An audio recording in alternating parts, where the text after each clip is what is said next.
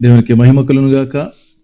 ప్రభు మనకు అనుగ్రహించినటువంటి మరొక ఈ దినమును బట్టి, ఆయుష్ను బట్టి, ఆరోగ్యం బట్టి, మనలందరినీ కూడా దేవుడు సజీవుల సంఖ్యలో ఉంచిన విధానం బట్టి నేను దేవుని ఎంతగానో స్తుతిస్తున్నాను. ఆయన నామునికే మహిమ, ఘనత, ప్రభావములు, స్తుతులు, స్తోత్రములు కలుగును గాక.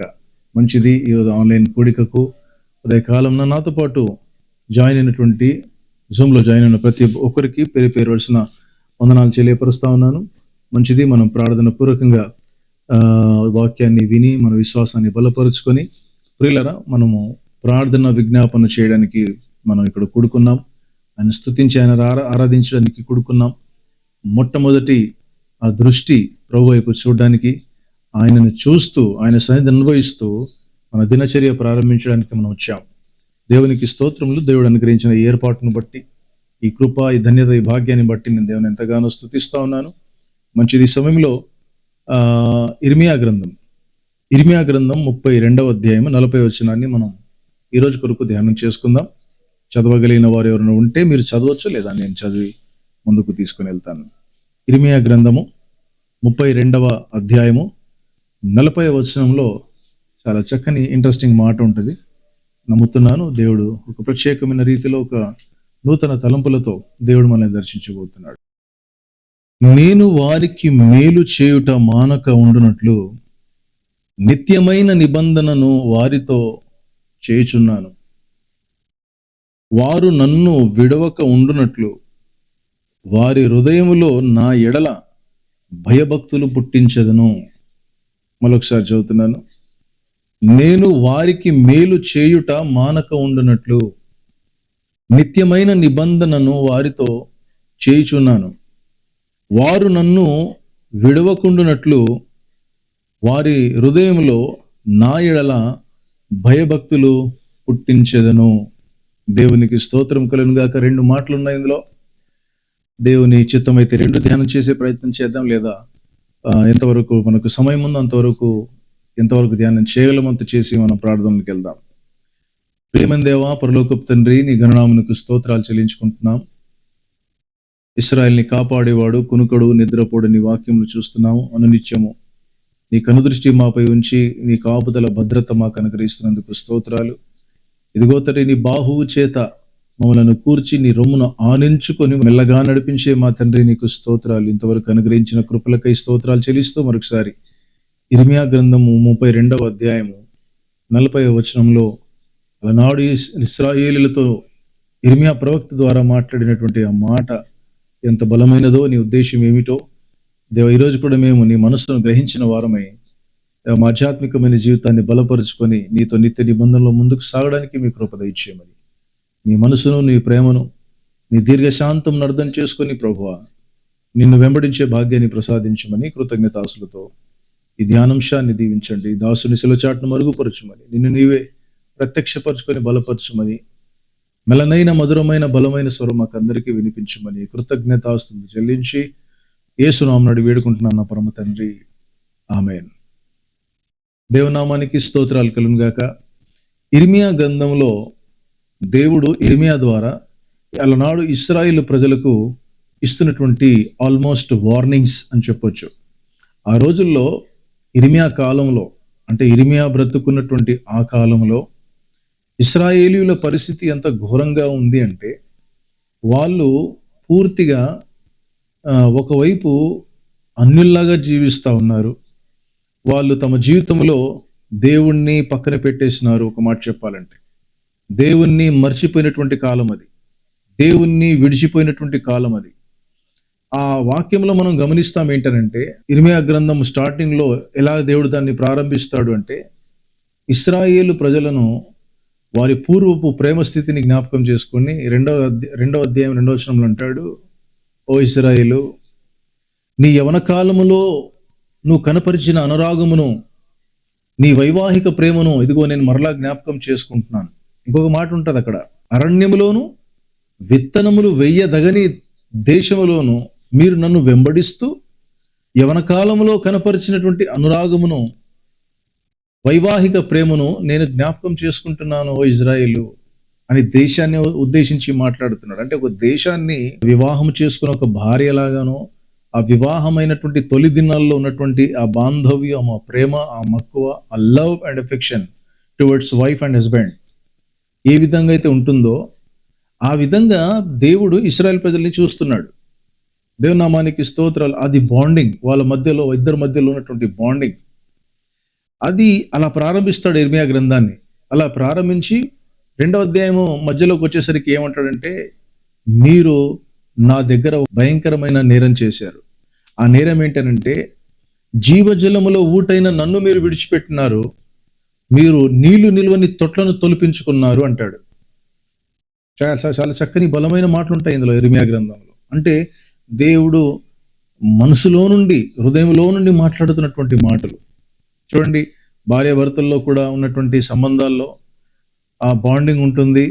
ఏమాత్రం తేడా వస్తే భార్య భర్త మీద కావచ్చు, భర్త భార్య మీద కావచ్చు, కొన్నిసార్లు మనసు విప్పి బాధ వ్యక్తపరుచుకుంటారు. చూసారా, నేను ఎంతగా నిన్ను ఇష్టపడతాను, నేను ఎంతగా ఇది చేస్తాను, నేను ఎంతగా నీకు లోబడుతున్నాను, నేను ఎంతగా నిన్ను ప్రేమిస్తున్నాను, నువ్వు నన్ను అర్థం చేసుకోవట్లేదు అనే ఆ ప్రేమతో కూడిన మాటలు ఉంటాయి చూసారా. అలాగా ఆ ధోరణిలో, ఆ అలంకరణ భాషలో దేవుడు ఇశ్రాయేలు దేశాన్ని తన భార్యగా కూడా మాట్లాడతాడు. అన్ని రకాలుగా దేవుడు మాట్లాడతాడు పిల్లలు. ఒక ప్రేయసిగా, ఒక కుమారుడుగా, ఒక కుమార్తెగా, ఆ తర్వాత అంటే దేవుడి యొక్క మనసును అర్థం చేసుకోవడానికి ఇవన్నీ కూడా దేవుడు ఒక అలంకరణ భాషలో మాట్లాడినటువంటి విషయాలు ఇవన్నీ కూడా. అయితే దేవునామానికి స్తోత్రాలు కలుగును గాక. అక్కడ కూడా అంటాడు, నీ వైవాహిక ప్రేమను యవన కాలంలో నువ్వు కనపరిచిన అనురాగాన్ని జ్ఞాపకం చేసుకుంటున్నాను. తర్వాత నీవు జీవజలంలో ఊటైన నన్ను వదిలిపెట్టావు, నీవు నీళ్లు నిలవలేని తొట్లను తొలిపించుకున్నావు. నువ్వు ఎంతగా దానిలో నీళ్లు పోసినా కూడా నీ శ్రమ వృధానే అయిపోతుంది. అంత కష్టపడుతూ కూడా సరే మళ్ళీ నా దగ్గరకు వస్తున్నావా? నేనైతే జీవజలంలో ఊటను నీవు స్టోర్ చేసుకోవాల్సిన అవసరం లేదు. నీళ్లను అది ఎప్పుడు ఉబుకుతా ఉంటుంది, ఫ్రెష్ నీళ్ళు తాగొచ్చు అని అంటే, నువ్వు స్టోర్ నీళ్ళు ఎందుకు తాగుతావు అనేది దాని అర్థం. అంటే దాని అర్థం ఏంటంటే, నేను జీవజలంలో ఊటను నేనే అయితే ఎందుకు అన్యుల్లాగా జీవిస్తున్నావు? ఒక విగ్రహారాధికుడిలాగా ఎందుకు జీవిస్తున్నావు నువ్వు? నీ దేశంలో చూడు విగ్రహాలు ఎలా వెలిసాయి. నీ దేశంలో చూడు నా ప్రజలు తప్పుదోవ పట్టుకున్నారు. నీ దేశంలో చూడు నా ప్రజలు నా స్వరం వినకుండా అబద్ధ ప్రవక్తల స్వరాలు వింటున్నారు. అక్కడ ఉన్నటువంటి పరిస్థితి ఏంటి తెలుసండి? ఇర్మియా కాలంలో రాజు మొదలుకొని ప్రవక్తలందరూ కూడా దేవుని ప్రవక్తలే, మళ్ళీ యెహోవా ప్రవక్తలే. ఈ రాజు మొదలుకొని యెహోవా ప్రవక్తలు కూడా రాజును సంతోషపెట్టడానికి అబద్ధ ప్రవచనాలు చెప్తా ఉంటారు. ఏమని? రాజా, నీ దేశానికి ఏం కాదు, నీ రాజ్యానికి ఏం కాదు, యెహోవా ఇలాగూ సెలవిచ్చున్నాడని అన్ని అబద్ధ ప్రవక్తలు వాళ్ళ సొంత జ్ఞానం, సొంత మాటల చేత రాజును సంతోషపెట్టడానికి చేస్తూ ఉంటే, రాజు పూర్తిగా అదమర్చిపోయి, దేవుని మర్చిపోయి, ఆ తర్వాత గమనించాలి, ఆ ఇజ్రాయెల్ దేశం అంతా కూడా విగ్రహారాధనతో నిండిపోతుంది, మూఢనమ్మకాలతో నిండిపోతుంది. ఆ విధంగా ఇజ్రాయెల్ ప్రజలు దేవునికి దూరమైనటువంటి కాలం అది. ఆ కాలంలో దేవుడు అంటున్న మాట ఏంటో తెలుసా? 32 అధ్యాయాల వరకు వచ్చాయంటే మ్యాటరు. నేను చెప్పిన విషయాలు మొదటి 2 అధ్యాయాల్లో, 32 అధ్యాయాల వరకు మనం ఇప్పుడు 32వ అధ్యాయం 40 వచనాన్ని చదువుకున్నాం. ఏంటో తెలుసా? చూడండి దేవుడు ఏ మనస్సుతో మాట్లాడుతున్నాడు. అలాంటి ప్రజలతో ఏమని మాట్లాడుతున్నాడంటే, నేను వారికి మేలు చేయుట మానక ఉండునట్లు నిత్యమైన నిబంధన వారితో చేస్తున్నాను. రెండవది, వారు నన్ను విడిచిపోకుండానట్లు వారి హృదయంలో నా యెడల భయభక్తులు పుట్టిస్తాను. దేవుని నామానికి ఎవరి గురించి మాట్లాడుతున్నాడు ఈ మాట? ఎవరి గురించి అంటే, ఇంకా ఇశ్రాయేల్ ప్రజల్లో శేషించినటువంటి జనములు ఉన్నారు. శేషించిన ప్రజలు అంటే ఎవరు తెలుసా? కొంతమంది దేవుణ్ణి నిజంగా వెంబడించేవాళ్ళు. అలాంటి ఇశ్రాయేలీయుల మధ్యలో కొంతమంది మాత్రమే దేవుడికి ఇష్టమైనట్టుగా వెంబడిస్తున్నారు. అంటే ఏంటి? ఇటు దేవుని విడిచిపెట్టలేదు, జీవజలములో ఊటైన దేవుడిని విడిచిపెట్టలేదు. ఆ తర్వాత వాళ్ళు యవన కాలంలో కనపరిచిన అనురాగం కనపరుస్తున్నారు, ఆ మొదటి ప్రేమతో దేవుణ్ణి ప్రేమిస్తున్నారు. ఆ తర్వాత ఈ అబద్ధ ప్రవక్తలతో చేరట్లేదు, ఆ తర్వాత విగ్రహారాధన చేయట్లేదు. చాలా ఇబ్బందే. ఎందుకంటే మెజారిటీ పర్సన్స్ అంతా కూడా దేవుని విడిచి మరిచి నామకార్థంగా బ్రతుకుతున్నప్పుడు అది చాలా తక్కువ మంది వెంబడించడానికి చాలా కష్టమైపోతుంది. ఈ దినాల్లో ఇలాంటి పరిస్థితి క్రైస్తవ సంఘాల్లో కూడా కనబడతా ఉన్నాయి. క్రైస్తవ సంఘాల్లో కూడా ఇలాంటి 2 గ్రూప్స్ ఉంటాయి. దాదాపు మెజారిటీ ఏంటనంటే అబద్ధాల్ని నమ్మేది, అబద్ధ ప్రవక్తల మాటలు లేకపోతే దుర్బోధల వైపు తిరగడము, వాక్యానుసారమైన బోధను పక్కన పెట్టేసి దురద చెవులు గలవారై ఈ అంత్య దినాల్లో చాలా మంది పాడైపోతారని వాక్యంలో రాయబడింది. పిల్లలు గమనించాలి, అలాంటి దినాల్లో మనం కూడా బ్రతుకుతున్నాము. చాలా సంఘాల్లో కూడా దుర్బోధలు వెంబడించడము, ఆ తర్వాత కనబడుతున్న హంగామా అదంతా దాన్ని ఇష్టపడతారు. ఆ తర్వాత రకరకాలుగా జనాలు ఉంటారు.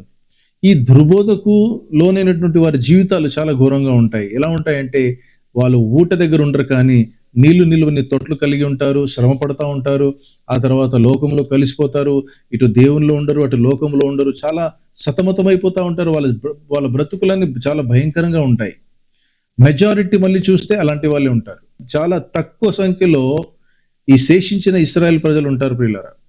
వాళ్ళతో దేవుడు మాట్లాడుతున్నాడు. దేశం అంతటితో కూడా కలుపుకొని ఏమంటున్నాడో తెలుసా? నేను వారికి మేలు చేయక మానక ఉండునట్లు దేవునికి స్తోత్రములు, నిత్యమైన నిబంధన నేను వారితో చేస్తూ ఉన్నాను. ఈ మాట చాలా బలమైనటువంటి మాట. నిత్యమైన నిబంధన. నిత్య నిబంధన అంటే వాళ్ళతో ప్రామిస్ చేయడము, ఒప్పందం చేసుకోవడము, ఆ తర్వాత ఒక కొత్త మాట ఇవ్వడము, ఇవన్నీ కూడా నిబంధనకు సంబంధించినటువంటి విషయాలు ప్రియులారా. ఇక్కడ ఏమంటున్నాడు? వాళ్ళకి నేను మేలు చేయకుండా నేను మానని, ఇంకా తప్పకుండా మేలు చేస్తాను. ఎందుకు తెలుసా? వాళ్ళకు మేలు చేయడానికే కదా ఇదిగో నేను ఒక నిబంధన చేసుకుంటున్నానని దేవునామానికి స్తోత్రాలు. ప్రభు అలనాడు సెలవిచ్చినటువంటి మాట. ఈ నిత్యమైన నిబంధన అనేది కూడా చాలా పెద్ద సబ్జెక్ట్ అండి. దీన్ని కూడా మనం ఆది కాండంలో చూస్తాము, ప్రకటన గ్రంథం వరకు చూస్తాం. ఆది కాండం మొదలుకొని ప్రకటన గ్రంథం వరకు ఆయా కాలంలో, ఆయా పరిస్థితుల్లో, ఆయా సమయాల్లో దేవుడు తన ప్రజలతో నిత్య నిబంధన చేసుకున్నట్లుగా నేను వాక్యంలో గమనిస్తా. మొట్టమొదటిగా ప్రారంభమైంది ఆది కాండంలోనే. ఆది కాండం 9వ అధ్యాయం 16వ వచనంలో, 17వ అధ్యాయము 13వ వచనంలో మనం గమనిస్తాం ఏంటంటే, నేను నిత్య నిబంధన నేను చేసుకుంటున్నాను మీతోనంటాడు. ఆ రోజుల్లో పాత నిబంధన లేదు, కొత్త నిబంధన లేదు. అండ్ ఒకసారి కూడా నిబంధన దేవుడు చేసుకోలేదు. అక్కడ వాళ్ళతో కూడా చెప్పినటువంటి మాట ఏంటంటే, నా నిబంధన నిత్యంగా ఉంటుంది, నిత్యమైన నిబంధన. అంత మాత్రమే కాకుండా సమూయేలు 2వ గ్రంథము 23:5లో సమూయేలు కాలంలో కూడా దేవుడు ఆ వర్డ్ యూజ్ చేస్తాడు, నేను నా ప్రజలతో నిత్యమైన నిబంధన చేస్తానంతే అని. అంత మాత్రమే కాదు, కీర్తనలు 105:9వ వచనంలో కూడా గమనిస్తాము. యెషయా గ్రంథము 54:10లో చూస్తాం, 55:3లో చూస్తాం. ఏంటంటే అక్కడ నిత్యమైన నిబంధన నేను చేసుకుంటున్నాను. చివరికి కొత్త నిబంధన వచ్చేసరికి హెబ్రీ పత్రిక 13:20లో కూడా నేను నిత్యమైన నిబంధన నేను చేసుకుంటాను. ఆ మాట చదువుదాం, ఎందుకంటే కొత్త నిబంధనలో మనం బ్రతుకుతున్నాం కాబట్టి. పాత నిబంధనలో ఇలాగో ఎన్నో విషయాలు మనకు కనబడతాయని మనకు తెలుసు. కొత్త నిబంధనలో చూసుకుంటే మనకు ఇంకా కొంచెం మన విశ్వాసం బలపడుతుంది. చూడండి, హెబ్రీ పత్రిక 13వ అధ్యాయము 20వ వచనం చూడండి. గొర్రెల గొప్ప కాపరి అయిన యేసు అను మన ప్రభు నిత్యమైన నిబంధన సంబంధమగు రక్తమును బట్టి మృతులలో నుండి లేపిన సమాధానకర్తయగు దేవుడు యేసుక్రీస్తు ద్వారా తన దృష్టికి అనుకూలమైన దానిని మనలో జరిగించుచు ప్రతి మంచి విషయంలోనూ తన చిత్త ప్రకారం చేయుటకు మిమ్మల్ని సిద్ధపరచునుగాక. చూసారా, ఈ మాటలు ఎలా కనబడుతున్నాయి తెలుసా? ఇర్మీయా గ్రంథంలో మనం చదువుకున్న దానికి లింక్ గా ఉంది. అంటే ఏంటి? నిత్యమైన నిబంధన రక్తము, దానిని బట్టి మనం ఏంటి ఈరోజు రక్షించబడ్డాం. సమాధానకర్త అయిన దేవుడు ఏమంటున్నాడు? తన దృష్టికి మీ జీవితంలో అనుకూలమైన దానిని జరిగిస్తూ ప్రతి మంచి విషయంలో తన చిత్త ప్రకారం చేయడానికి ఆయన మిమ్మల్ని సిద్ధపరచాలి. అంటే తనకి ఇష్టమైన ప్రజలుగా జీవించాలని, తనకి ఇష్టమైన ప్రజలుగా మీరు బ్రతకాలని దేవుడు కోరుకుంటున్నాడు.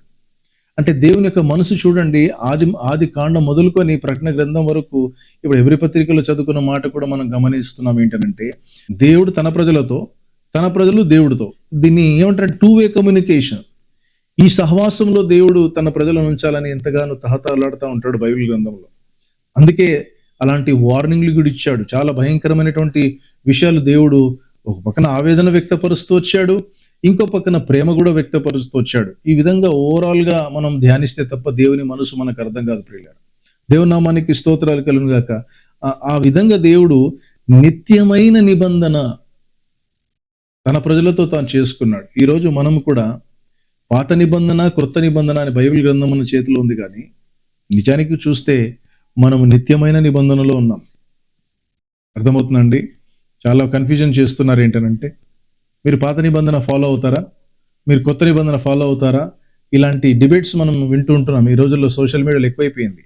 ఇంట్లో మాట్లాడుకోవాల్సినటువంటి విషయాలు మనం రోడ్డు మీద మాట్లాడడం కదండి. ఈ రోజుల్లో సేవకులు అలా తయారైపోయారు. ఈ డిబేట్ యొక్క జ్ఞానం పెరిగిపోయి, నేనంటే నేను, నువ్వంటే నువ్వు, నీ జ్ఞానమా నా జ్ఞానమా, ఇది ఏం ప్రదర్శన చేస్తున్నారు, సరే ఎక్కడ చేస్తున్నారు, సంఘాల్లో చేస్తుంటే ఏదో కొంత ఉపయోగం అవుతుండే. కానీ ఈరోజు ఆ రచ్చ అన్యుల మధ్యలో, అది కూడా యూట్యూబ్లలో, సోషల్ మీడియాలో చేసి నవ్వుల పాలైపోయి మన జుట్టు వాళ్ళ చేతులు పెడుతున్నాం. ఇది చాలా ఘోరమైనటువంటి విషయాలు ప్రియులారా. కనుక ఇలాంటి స్వభావము చాలా భయంకరమైనది. కనుక ఈరోజు మనం ఎక్కడున్నాం? మనము పాత నిబంధనలో ఉన్నాము, క్రొత్త నిబంధనలో ఉన్నాము. దానికంటే శ్రేష్టమైనది ఏంటనంటే నిత్యమైన నిబంధనలో ఉన్నాం. వావ్, చాలా చక్కని మాట ఇది. దీన్ని బట్టి చెప్తున్నాను, నా సొంత మాటలు కాదు. హెబ్రీ పత్రిక 13వ అధ్యాయం 20వ వచనం ప్రకారంగా నిత్యమైన నిబంధన రక్తమును బట్టి మనము ఆయన దగ్గరకు వచ్చాము. ఆయన తన చిత్త ప్రకారంగా, తన దృష్టికి అనుకూలమైనది మనం చేయడానికి, తన చిత్తం ఏంటో తెలుసుకొని చేయడానికి దేవుడు ఆ కృప అనుగ్రహించాలని పౌలు కోరుకుంటున్నాడు. చూశారండి ప్రియులారా, నిత్యమైన నిబంధన ఏంటో తెలుసా? ఇది ఎన్నటికి మారదు. పాత నిబంధన ఇజ్రాయెల్ ప్రజలకి ఉండింది, క్రొత్త నిబంధన యేసు ప్రభులోనికి వచ్చిన వారికి ఉండింది అనేది ఆ వ్యత్యాసం కనబడుతుంది. చూసారా? అంటే పాత నిబంధన వాళ్ళకి, కొత్త నిబంధన మనకి అన్నట్టు. ఇప్పుడు అలా కాదు, నిత్యమైనటువంటి నిబంధనలో ఉన్నాం. అంటే నిత్యము ఉండే నిబంధన అదేంటో తెలుసా? యేసుక్రీస్తు ప్రభు యొక్క రక్తం. యేసు ప్రభు యొక్క రక్తము ద్వారా, ఆ పరిశుద్ధ బలియాగం ద్వారా వచ్చినటువంటి ఆ రక్తం ద్వారా ఆయన తిరిగి వచ్చే వరకు, ఈ యుగము సమాప్తి అయిపోయే వరకు, ఈ పంచభూతాలన్నీ కూడా లయమైపోయే కాలం ఒకటి రాబోతుంది. అదే అంత్య దినము. ఈ అంత్య దినము తర్వాత ప్రారంభమవుతుంది నిత్య జీవము. ఆ నిత్య జీవం వరకు కూడా వచ్చేది ఏంటో తెలుసా? ఈ నిత్యమైన నిబంధన. అది యేసు ప్రభు యొక్క రక్తమును బట్టి ఏర్పడింది. దేవునికి స్తోత్రం. అందుకే యేసు ప్రభు అంటాడు, ఇదిగో నేను మీ కొరకు కార్చుచున్నటువంటి నిబంధన రక్తము అంటాడు. దేవుని నామానికి స్తోత్రాలు కలుగును గాక. ఆ రక్తమును బట్టి ఈరోజు మనం దేవుడితో సహవాసం కలిగి ఉన్నాం. అదే మాట ఎఫెసీ పత్రిక 2వ అధ్యాయంలో కూడా అంటాడు, మీరు ఒకప్పుడు మునుపు దేవునికి దూరస్తులుగా ఉంటుంది, కానీ ఇప్పుడు ఆయనను రక్తమును బట్టి మీరు ఆయనకు సమీపస్తులైనారు. చూసారా? యేసయ్య రక్తమే అది నిత్యమైన నిబంధన. ఇంతకంటే గొప్ప దాన్ని ఏమంటారండి, ఒప్పందం ఎక్కడ కనబడుతుందండి బాబు? చూడండి, 2 దేశాల ఒప్పందాలు జరుగుతాయి. రెండు దేశాలకు సంబంధించిన ఫారెన్ మినిస్టర్స్ వాళ్ళు కలుసుకుంటారు, దేశానికి సంబంధించిన ఆ ఫైల్ మీద సంతకం పెడతారు. ఈ రోజు నుంచి మీ దేశం మాకు, మా దేశం మీకు, ఈ విషయాల్లో మేము లావాదేవీలు జరుపుకుంటామని ఒప్పందం చేసుకుంటారు. దాని కండిషన్స్ ఉంటాయి ఎన్నో. ఈ కండిషన్ ఉంటే మేము మీతో ఒప్పందంలో ఉంటాం. ఇక్కడ దేవుడు ఇస్తున్నటువంటి కండిషన్ ఏంటి తెలుసా? మనతో ఒప్పందం ఏంటి తెలుసా? యేసు ప్రభు యొక్క రక్తం. ఇంకా వేరేది శ్రేష్టమైన ఒప్పందం వేరేది లేనే లేదు. మాట ఇచ్చామా, మాట తప్పిపోవచ్చు. ఆ పని చేసామా, తప్పిపోవచ్చు. వస్తువులు ఇచ్చామా, మళ్ళీ తర్వాత ఇవ్వకపోవచ్చు. కానీ కల్వరి శిలువలో మన కొరకు బలి అయి, రక్తం కార్చి, ప్రాణం పెట్టి, మరణించి తిరిగి లేచిన ప్రభువైన యేసు రక్తము అది శాశ్వతమైన బలి. అందులో అది శాశ్వతమైన పరిష్కారం ఇచ్చాడు. ఆ రక్తములో ఉన్న ప్రతి ఒక్కరము కూడా ఈ నిబంధన రక్తంలోనికి వస్తాం. అందుకే ఈరోజు ఎంత ధన్యులం అంటే, అందులో ఉన్న మన జీవితాల కంట దేవుడు మేలు చేయక మానకుండా ఉంటాడు. యథార్థ హృదయం గల వారికి కూడా ఏ మేలు చేయక మానడు అని దేవుని వాక్యం. అందుకే ఇర్మియా కాలంలో శేషించిన కొద్ది ప్రజలు, వాళ్ళు కొంతమందిని బహుశా మార్చి ఉంటారు. అలాగా సంఘాల్లో కూడా, బయట కూడా మనం చేయాల్సిన విషయాలు ఏంటంటే, ఎంతమంది అయితే జీవజలంలో ఊటైన దేవుని విడిచిపోయినారో అలాంటి వారిని మళ్ళీ ప్రభు వైపు నడిపించే ప్రయత్నం చేయాలి. దేవనామానికి స్తోత్రములు. ఈ మాటల్ని దేవుడు మన ఆధ్యాత్మికమైనటువంటి మేలుల నిమిత్తము దీవించి ఆశీర్వదించును గాక.